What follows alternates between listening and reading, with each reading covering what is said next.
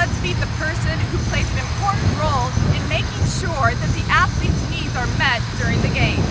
Ryan Pini serves on the Pacific Games Council as the athlete representative. My main role is to be a voice of the athletes, so anything that's a decision for the athletes, then I give my input to make sure their rights are voiced at our meetings.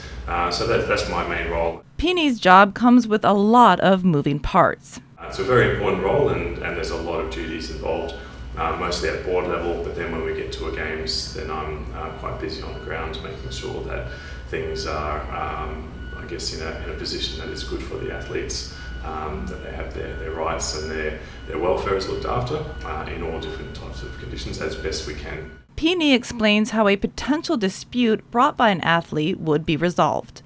There is a disputes tribunal that is set up for the athletes so that they can have a fair right to be able to put forward an issue. Pini is elected by the athletes and has a good understanding of the issues they face because he was once in their shoes.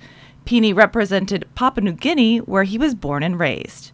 So I was a swimmer, the 100-metre butterfly, so represented Papua New Guinea since mid-90s. Pacific Games in 99 all the way through to 2015.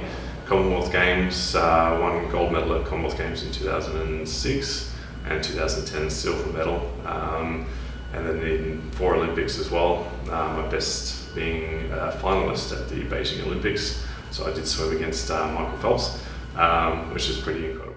Pini retired from the sport in 2016 and says his current role provides an insight most athletes don't get. Seeing the back end of things and how they all work. You don't see that as an athlete, you usually just go there to do your job. So I'm always quite impressed at how much is going on to cater for athletes. From his point of view, the CNMI is doing a good job of preparing for the games. I think it's really good. The athletes have amazing opportunity with the accommodation. Being in hotels is a real blessing. For the Pacific, normally we're set up in schools, but in this case the hotels were available because of the devastation that happened during the super typhoon.